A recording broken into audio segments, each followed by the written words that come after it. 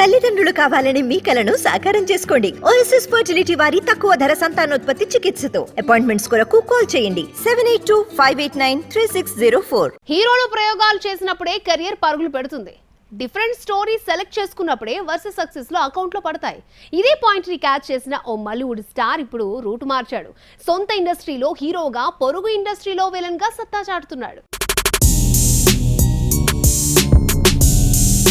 మలయాళ star Fahadh Faasil speed పెంచాడు. ఇతర భాషల్లో విలన్ గా నటిస్తూనే సొంత ఇండస్ట్రీలో హీరోగా సత్తా చాటుతున్నాడు. గత నెలలో ప్రేక్షకుల ముందుకొచ్చిన ఆవేశం బ్లాక్ బాస్టర్ అయింది. 4 వారాలు పూర్తి కాకుండానే 150 కోట్లు రాబట్టింది. ఫహద్ కెరియర్లోనే బిగ్గెస్ట్ హిట్ గా రేర్ రికార్డ్ ని క్రియేట్ చేసింది.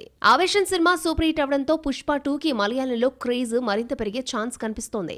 పుష్ప 1తో పోల్చితే పుష్ప 2లో ఫాజిల్ పాత్ర సినిమా మొత్తం ఉంటుంది. బండితో ఢీకొట్టే సన్నివేశాలు క్లిక్ అయితే ఫహద్ ఖాతాలో మరొక బ్లాక్ బస్టర్ పడినట్టే. అదే జరిగితే 2024లో వరుసగా 2 బ్లాక్ బస్టర్స్ కొట్టిన హీరోగా ఫహద్ ఫాజిల్ హైలైట్ అయ్యే ఛాన్స్ ఉంది.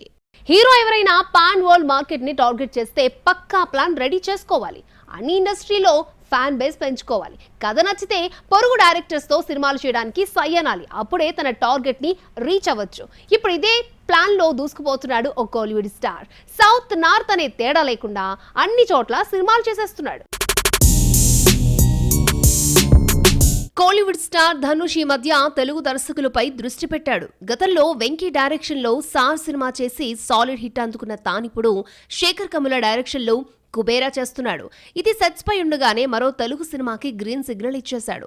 ఈసారి దిల్ రాజు బ్యానర్ లో ధనుష్ మూవీ ఉండబోతోంది. శ్రీకారంతో మెప్పించిన కిషోర్ బి ఈ ప్రాజెక్ట్ కి డైరెక్టర్. ప్రెజెంట్ స్క్రిప్ట్ వర్క్ జరుగుతోంది. కుబేర్ అయిపోగానే దిల్ రాజు బ్యానర్ లోనే ఈ సినిమా మొదలవుతుందని సమాచారం. ధనుష్ తో ఓ సినిమా చేయాలని దిల్ రాజు ఎప్పటి నుంచో ప్రయత్నిస్తున్నాడు. ఆ మధ్య దిల్ రాజుకు ధనుష్ డేట్లు కూడా ఇచ్చాడు. కానీ స్క్రిప్ట్ విషయంలో తేడా కొట్టడంతో సినిమా స్టార్ట్ కాలేదు. ఇప్పుడు కిషోర్ చెప్పిన కథ ధనుష్ కి బాగా నచ్చడంతో వెంటనే ఓకే చెప్పేయడం జరిగిపోయాయని తెలుస్తోంది.